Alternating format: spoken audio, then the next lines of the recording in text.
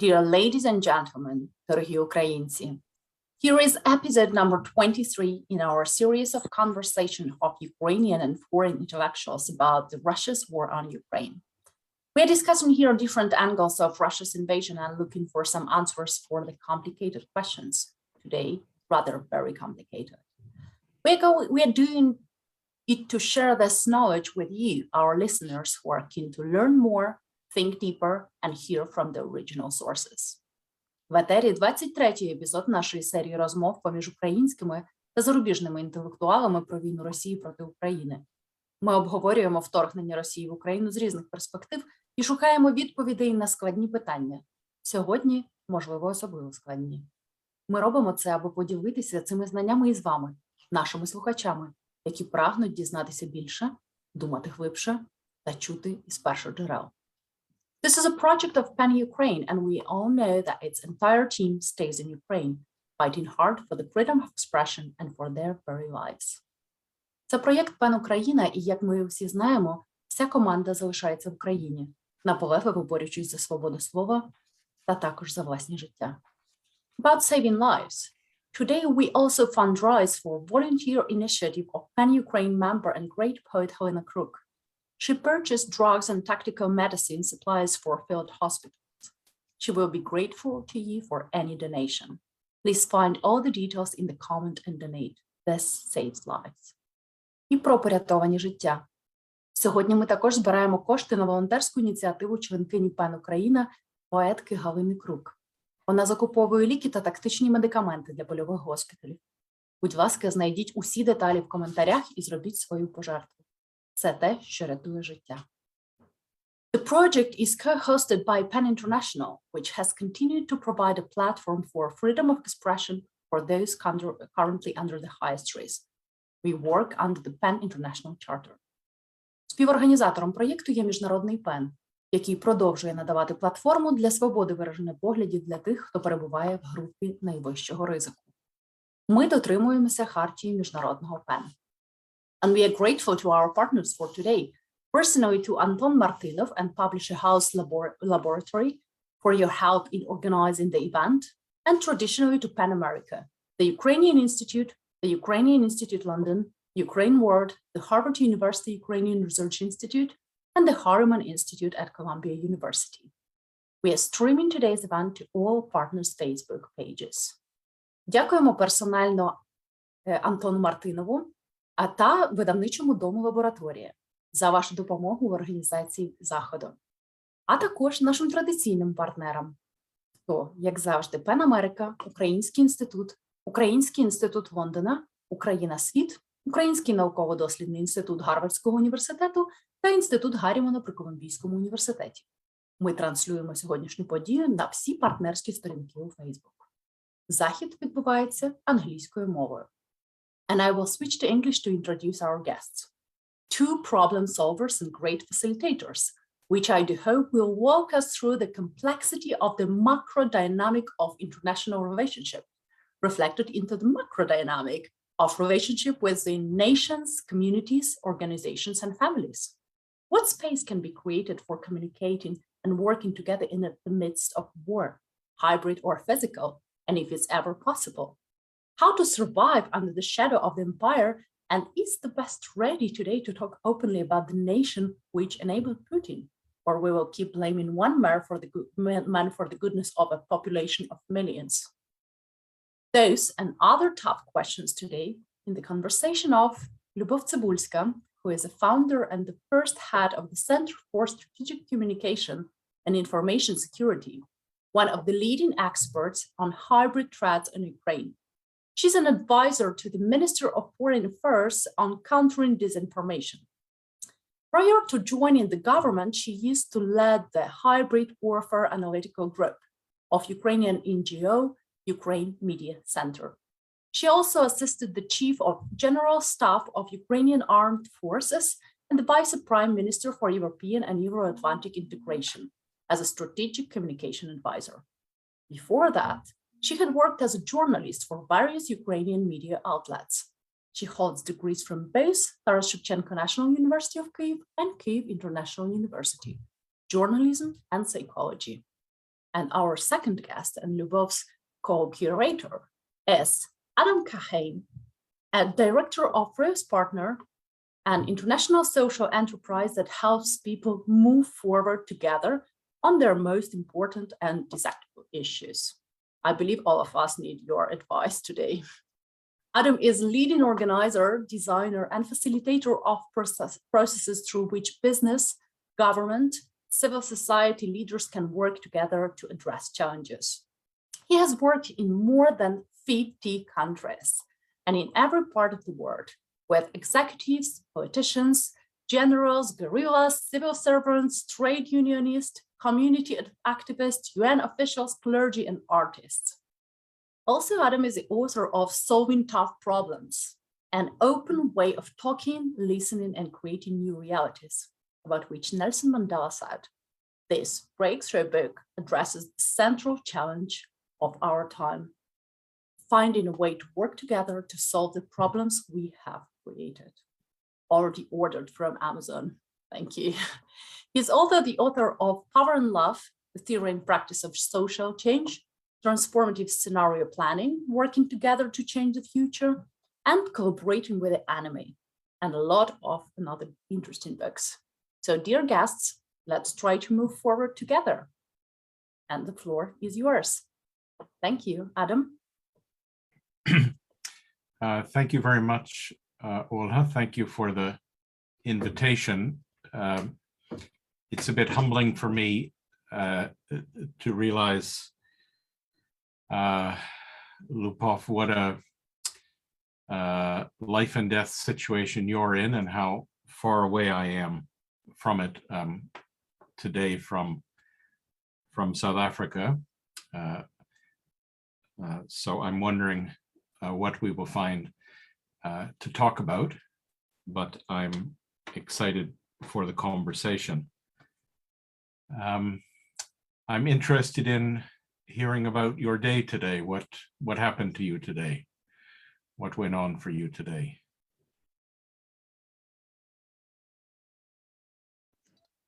Thank you so much, Adam, for this beautiful first question. I'm very happy to participate in this event. It's my pleasure. I was a bit scared to talk to you, knowing your biography, because I do understand that you know a lot on this issue, and that maybe our perspective currently is a bit narrow in this global context. But speaking about my day, this last almost 3 months, 2.5 months, my day starts with checking what happened in my country, how many bombs Russia dropped on our cities, how many people were killed. And I think it's the same for all Ukrainians right now. I've been traveling a lot for this 2.5 months, and currently I'm in Kiev. And every time I walk out for my morning coffee, I understand that this is the right place and right time to be for me as a Ukrainian. So when I'm in Kiev, even at war, I'm absolutely happy to be here and that I can help and I can do something for my country. So yes, I started with checking news, coffee, and then helping our military, specifically our territorial defense forces, with communication and connecting with my international colleagues, explaining them what is happening and how they can assist us in fighting the aggressor. And tell me about your day. And how do you see the war from South Africa? Well, we're opposite season, so it's the end of the summer here, which is why it's getting dark early. And it was a beautiful day today, and I walked on the beach. So I have this sense of being in a different universe from you. well, we're in the same universe, but two different parts of the universe. So it's, my work is all about communicating across difference. So now I find that I'm need to participate in that myself, which is a bit daunting. You asked how I saw the situation, and that actually comes to the first question I wanted to ask you. So I'm not an expert in Ukraine or Russia or war, but I guess my simple understanding, or maybe simplistic understanding, is this is a situation of good and bad, or hero and villain, or white and black. And so that's my impression. And from other situations, I know that things always look simpler from the outside than from the inside. I know the South African situation well, although I'm originally from Canada, and I notice that people have a simplistic understanding of South Africa from the outside. From the inside, it's just more complicated. So I'm interested, what's the story, what's the gray story about within Ukraine or between Ukraine and Russia? What can you explain that goes beyond the good, bad, hero, villain, white, black?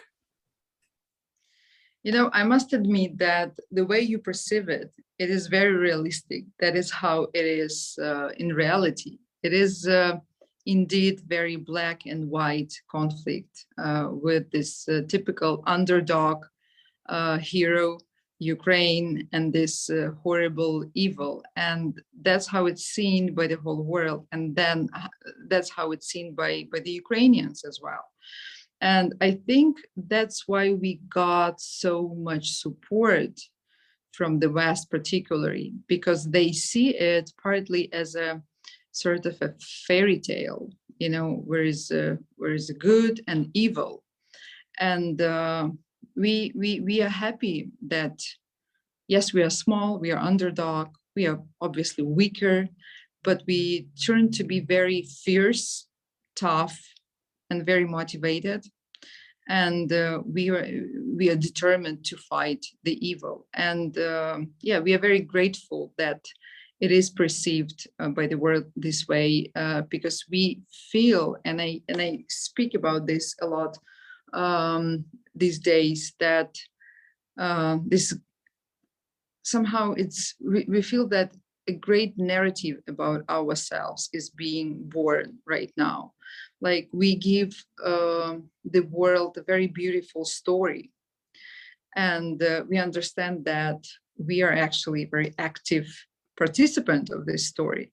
And in this story, we see, you know, beauty, you know, strengths, of course, we see some weakness, we see huge drama, obviously.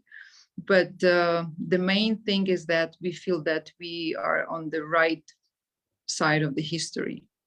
We do not have other, you know, territory or place where we can just flee, just escape.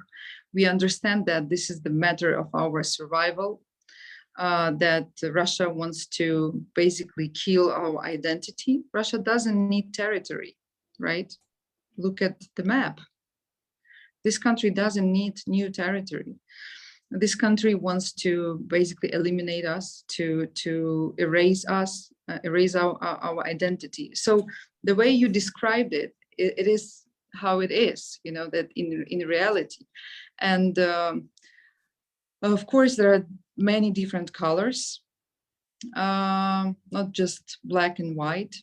We see a significant picture of relationship within Ukraine. And you know, we compare ourselves very often to bees. We are like bees, you know, bees can buzz and, you know, be aggressive towards each other, but in face of danger, they know where to fly and whom to fight. So now currently Ukrainians are extremely united. Of course, we understand that that when this physical danger gradually subsides, then we are not that united usually. And that's why a lot of people keep saying that Ukraine is very, it's like Cossack state. Like we are very freedom loving, we can argue with each other constantly, but once we feel that there is external enemy, we are absolutely united. So I assume that once we win Russia, we will have much more colors in our relationship with each other. But but currently we are united against this country, and we're happy to have the world with us. And tell me, how do you see in terms of how Ukraine operates, not operates, but how Ukraine presents the war externally? From our point of view, obviously hybrid war is a complex, right? It's a complex of different military and non-military measures. And there are many areas of this war, many dimensions. And something which for us is absolutely obvious, sometimes is totally invisible for others. So my question is that, do you think that we Ukrainians are able to cover our fight in all dimensions, or there are some fields where we should try harder?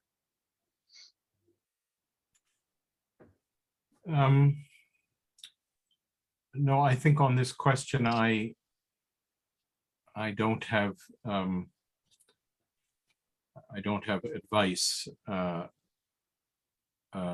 in that sense. I don't have an answer. I notice what you say about the narrative and the fairy tale. That was your word. And I also notice a big difference in the discourse in North America, where I'm from, and I read the New York Times every day, and in South Africa, which historically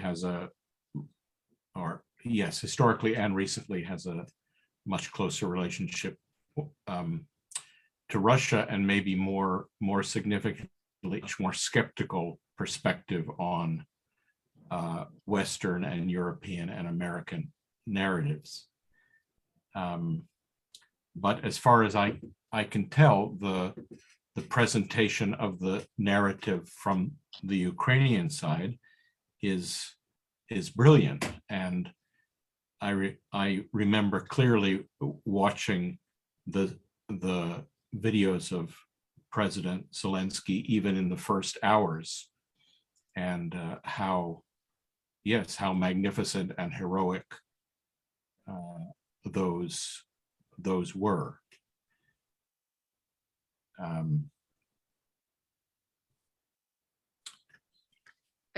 Sorry, I interrupt you. I No. think that, again, like we are managing to give the world not just this, picture of these terrible atrocities Russia commits here, but also, a lot of humor, a lot of, love. Yeah. And I think that that's why the world still, keeps having attention to this. And it's our concern that slowly this attention will subside and we will lose it. And I just recently had a conversation with my friend, the American journalist Michael Weiss, who said that you should give the world more positive, interesting content, because another Bucha will just destroy attention you've got. The world will not survive another Bucha story, because it's like atrocity fatigue. So you should work harder on giving something, again, beautiful and humorous and fairy tales. Yeah. Yeah. Well, that that might be true. I'm not sure. And I also think the fairy tale aspect is works in the sense that you said, and I guess it also has a limitation. I first came to South Africa. I'm from Canada, but I first came to South Africa, where I am now, in 1991, and which was the height of the, I could say, romanticism about the transition, about President Mandela, about the good versus evil. And I think part of the gift of living here part of every year for 30 years is to realize that the situation was not so simple or as romantic as I understood it at the beginning. So I think we have to differentiate here between what is useful short-term communicating in order to get people on your side and giving you the support you want, as Ukraine needs now and as South Africa needed then, versus what is telling a story that is only partly true, and therefore you can believe your own fairy tale. So, but in the short term, I don't have better advice than what you got from your friend. The question I'm asking myself is, when the war is over, and I hope that Ukraine is victorious, you will still be living next to Russia. You're still sharing a border or a neighborhood. And I'm wondering, there's the immediate question about how to defend yourself and to fight and to win. And then there's the question about how does the way you do that affect what life is like after the war? And maybe nobody's thinking about that. Maybe that's a story that we'll deal with later. First we have to win, and then we'll worry about how to live next to these terrible Russians. But I'm curious, how does that longer term perspective affect what you need to do now? In fact, it's a very good question, and a lot of people ask this question here in Ukraine to each other, like the history of living next door to Russia is pretty long, right? Like we've been here with them for centuries, and these old centuries, they were trying to oppress us. So if we don't change the situation drastically now, in this fight, in this big battle, then they will attack us again and again. So what should we do in order to change it? Like, I have my personal story on this. Like, I have 2 daughters, and one of them is 14 years old. And I've been saying for, all my life that I will fight as tough and fierce as I can to make everything possible. So my daughter, doesn't have to fight in 10, 20, 30 years for Ukrainian independence. And just after Bucha events, she was, and she still is, she's in New York City, and she sent me pictures from Washington Square Park, where she was dressed in a white gown with the red stains. So she was protesting against sexual violence committed by the Russian army. And it made me cry because that is exactly what I was trying to prevent.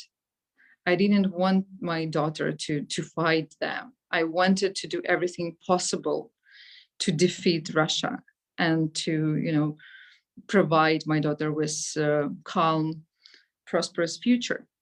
But it hasn't happened, and now she's involved. So I think that obviously Russia has to change, and we have to do everything possible to change it and to explain the world that this country needs changes. Because obviously a lot of people call this war Putin's war.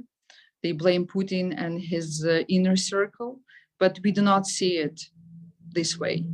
It's not Putin who drops bombs on our cities. It's not Putin who commits violence and sexual violence against our women and men and children.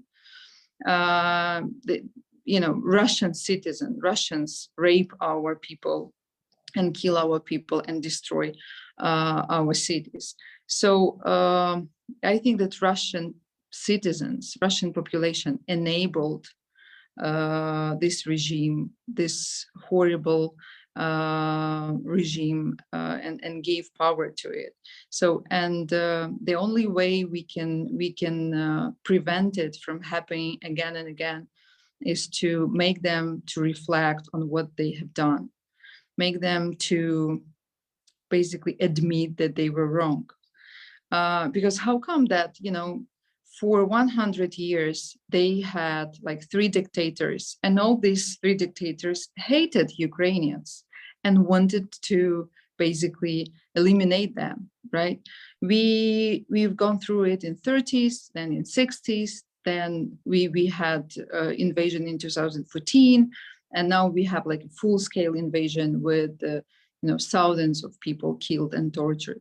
So the only way for us to stop it is to explain the Russians and the whole world that Russia needs re-educations and admitting their mistakes.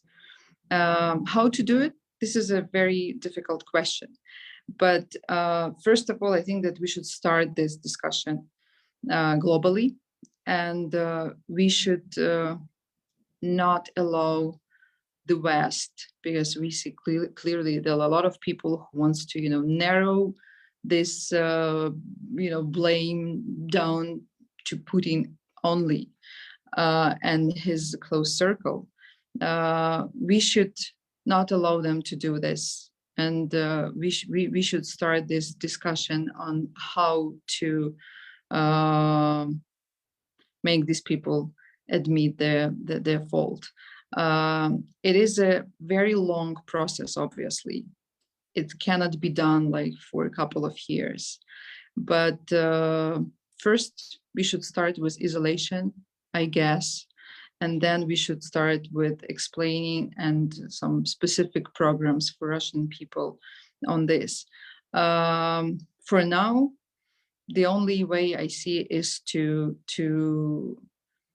explain in the world that they all are, it's basically their fault as a society, and also their civil society who haven't done their homework properly. We see a lot of Russian liberals, journalists who are saying that, I'm sorry, we had to escape, we have to leave Russia, and now we are victims of the regime. Yeah. No, you are not victims of the regime. You were supposed to do your job, and you failed. So now you have to, again, work harder. Yeah. So part of what you say makes sense to me, and part of it I have a question about. So the idea that this is not a story about one man, and that there's a society and a system and a history and a culture, sounds right to me. I don't know enough about the history of Russia to be able to explain how that works, but on the face of it, that makes perfect sense to me. when you say that, therefore, Russians have to be forced to change, or the West or others need to work on the re-education of Russians, this is where I have doubts. My own experience is that it's pretty hard to get other people to change.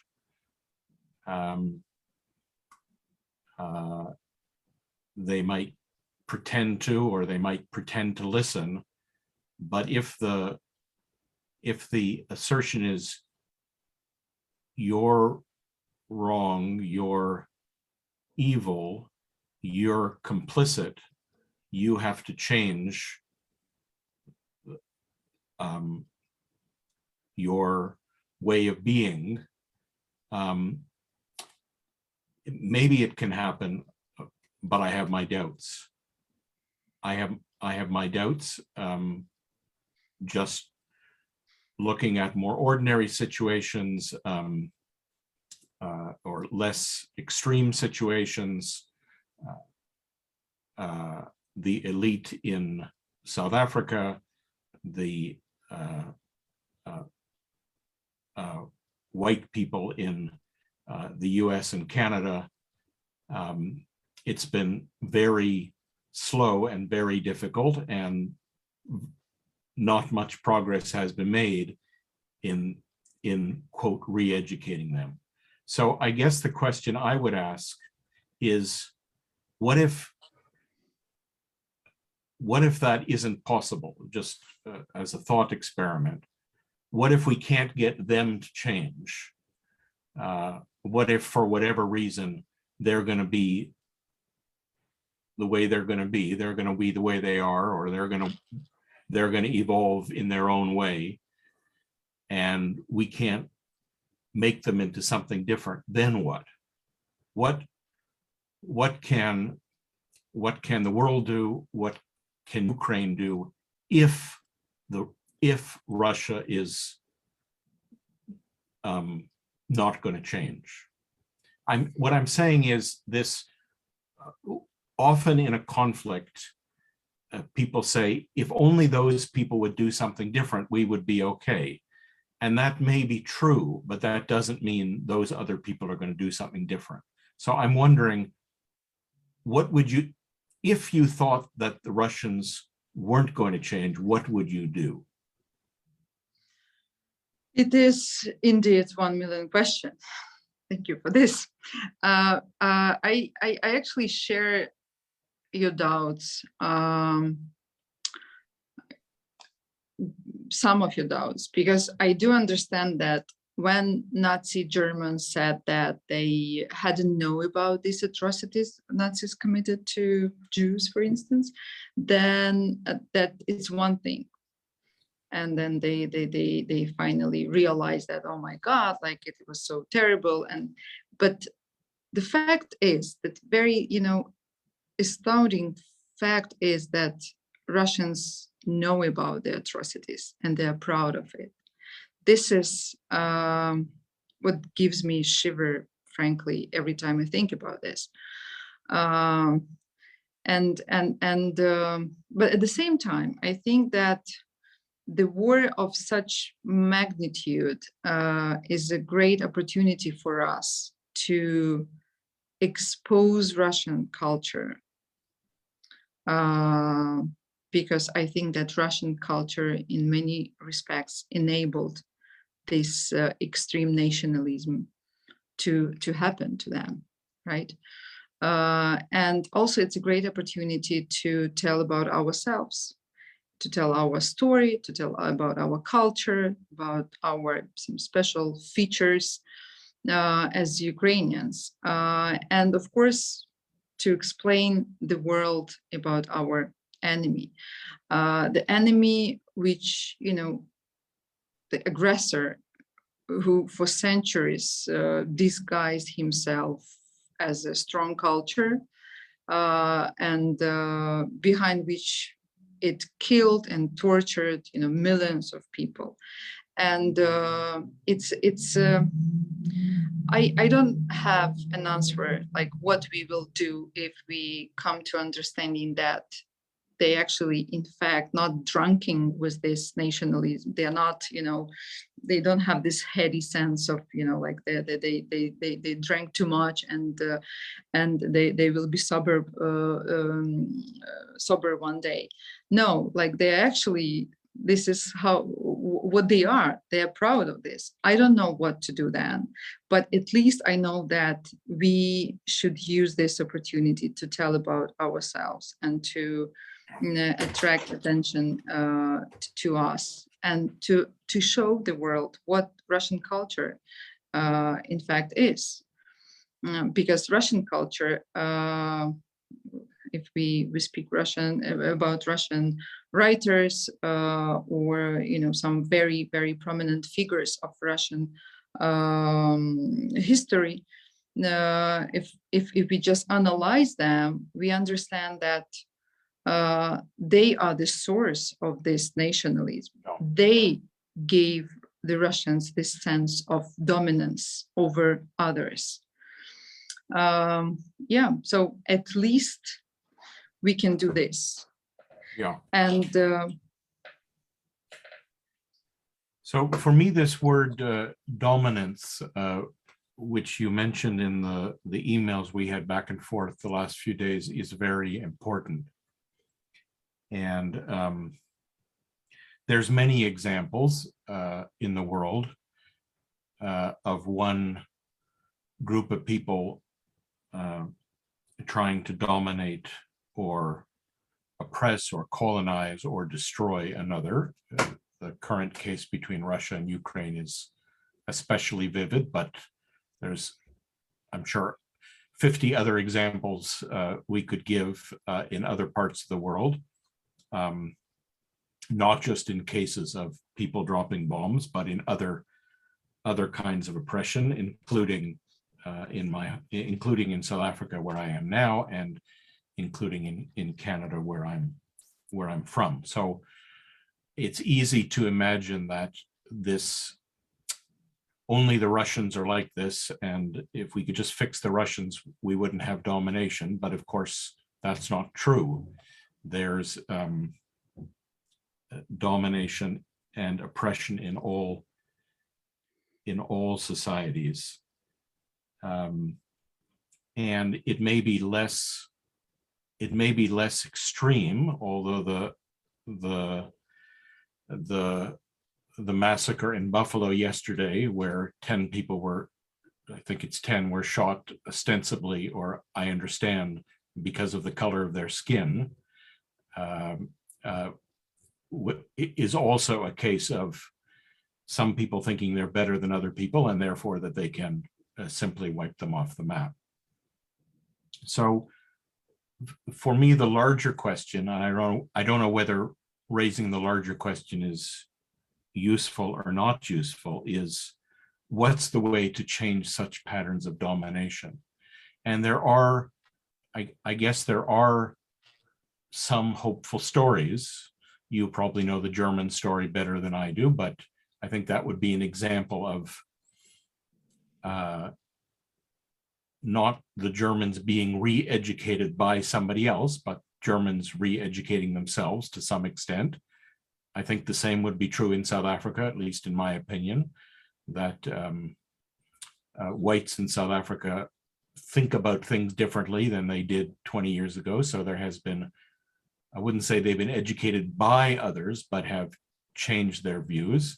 We see the beginnings of that in Canada with settler Canadians understanding their own history with respect to Indigenous people. So I guess the question, or the thing I'm wondering about, I'm not expecting you to have an answer, is what are the processes within dominant society that enable that self-transformation?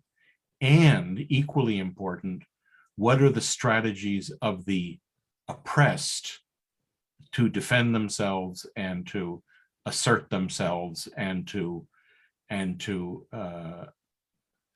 become stronger? And so of the two of the two options you mentioned 5 minutes ago, that, well, we could re-educate the Russians and we could celebrate and assert our own culture. The second sounds more workable to me than the first. And I think even just the reason I mentioned the videos of President Zelensky is that was a dramatic example of somebody most people had never heard of, and a country and a humor and a determination that most people weren't aware of, everybody, or at least many people, becoming aware of dramatically. So I think that that strategy of showing the greatness of Ukraine, well, first of all, it's more in your control. And secondly, I think it's more likely to work than, yes, but those people just must change. I tend to agree with you. I think that, first of all, as you said, it's under our control. So I prefer Russians to do their homework and to re-educate themselves. Of course, we should help them. But, you know, it just reminded me a book I just recently started reading. It's called On the Behavior of Psychopaths. So it's about serial killers and mass killers. I bought this book at the airport after these terrible events in Kyiv region, because I wanted to understand, maybe somehow, maybe I will I can understand what they thought when they were killing people in terrible numbers, raping them and torturing them, what was in their heads. And there was a very interesting thought that these mass killers, they always have this very strong feeling of, you know, grudge, you know, this resentment. Mm-hmm. They think that the world was not fair to them. The society was not fair to them, that their circle treated them badly, and so on. So I think that in Russia, this feeling of resentment was nurtured basically artificially. They are being convinced that the whole world is, you know, hating them, and we all are Russophobes, and so on. So that's why they dehumanize us that much. And speaking about the war, you know, a lot of people, when the war started, and many people prior to the war, they had been saying that, you know, they won't be too cruel to us. They will not be too cruel to us because we share, a lot of people share their language here, the same religion. So it's like we have so much in common. It cannot be true. And the reality turned to be totally different. Yeah. We hadn't known that they actually dehumanized us totally. So, and here is my question to you, as to the expert on communications. How would you start this conversation with Russians? How to convey this need on reflection on their actions to them?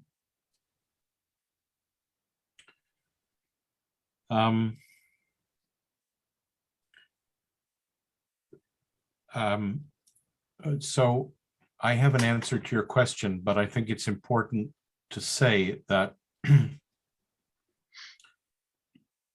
the fact that it's necessary to communicate with Russians, or for Ukrainians and Russians to communicate with each other, doesn't mean that that in the meantime there isn't a war to be fought and won. So I don't want to be misunderstood as saying that it's communication or fighting. I think they have to take place simultaneously. I've worked a lot in the country of Colombia, including during the war. And last year, I did a brief interview of former President Santos, and who negotiated a peace treaty with the FARC, for which he won the Nobel Peace Prize.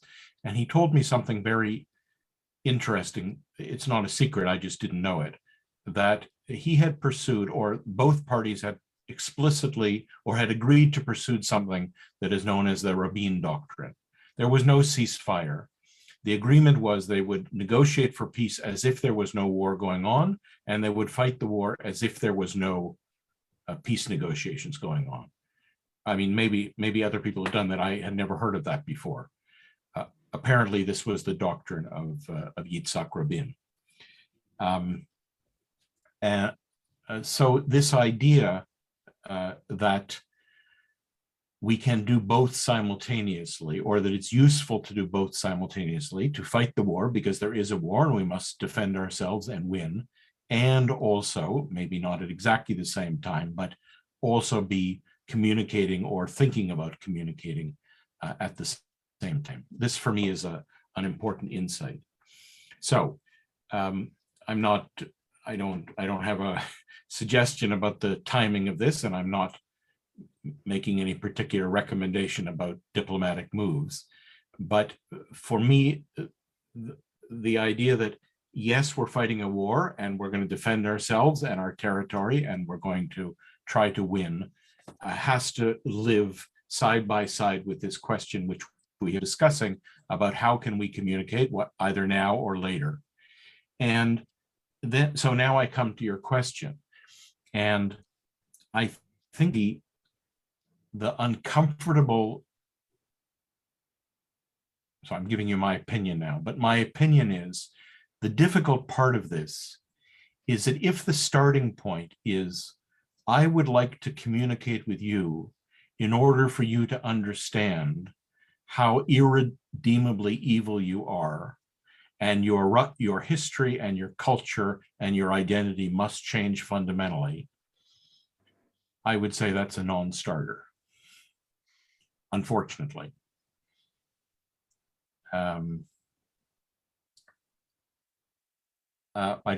I think almost nobody would be willing to communicate on that basis.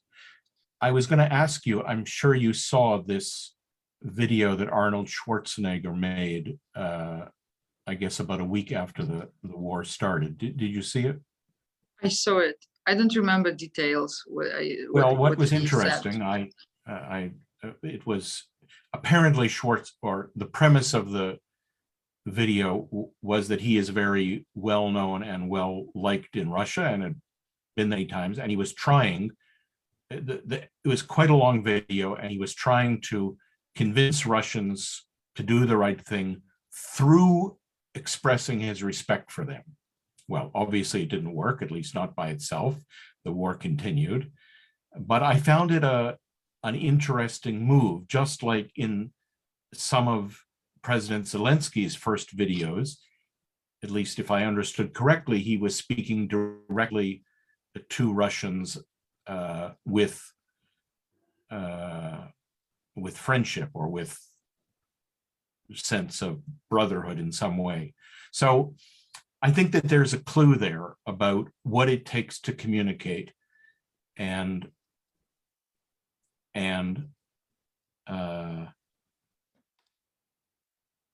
the need to recognize the other as a human being, even though I might not like them or trust them, I might consider them my enemy, they might be my enemy, but how do we, so I was curious I'm interested what you think of that communication strategy, and I'm also curious, you were speaking about the terrible things of Russian culture and history. I was wondering if is there one thing that you like or admire about Russian culture? Maybe 99 things you hate and despise and want to destroy, but is there one thing that you say, no, this part I like and admire? Because I think that's the clue, is to connect to that to connect to that as well as the opposite? You know, I would say that there are obviously some figures in Russian history who I liked,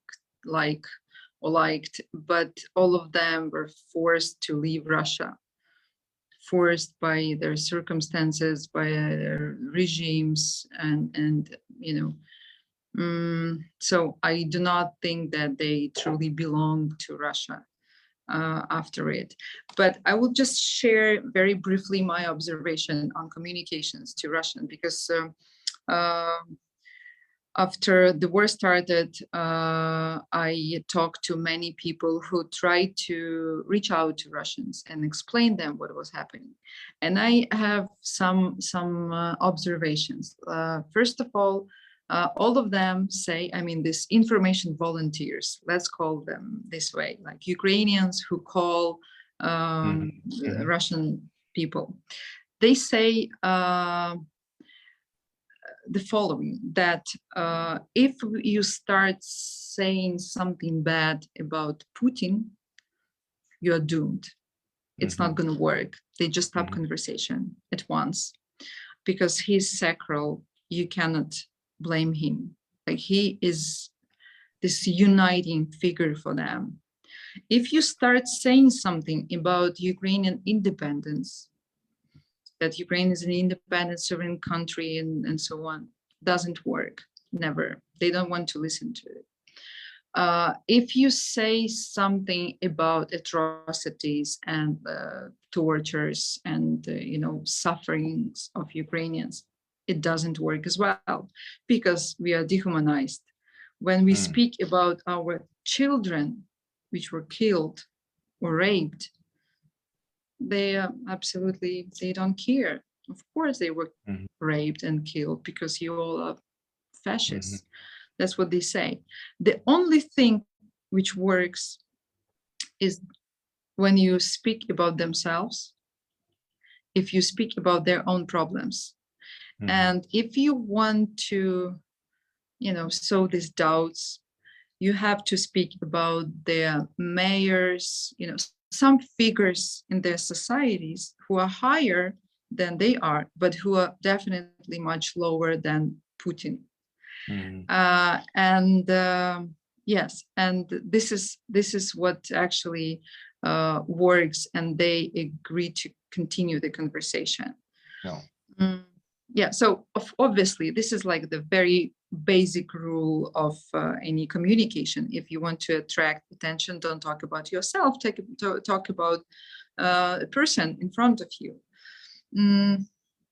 Yeah, so I think that we should sow these doubts within Russian society and make them feel uncomfortable in this society. And in an ideal world, to direct this aggression they expressed towards us to each other. Like, they should start noticing what is wrong with them, with their society, and protest this. But of course, it's a very long process. But at least we should start talking about this. And that's why I'm very grateful to you and Pan for this discussion today. Yeah, thank you so much. Thank you, our dear guests, for this conversation and some communication tips, and bringing up the topic of education as a kind of top priority. I was trying to find some answers, but ended up with much more questions. I will definitely ask our further guests. And sometimes this is what our conversations are about.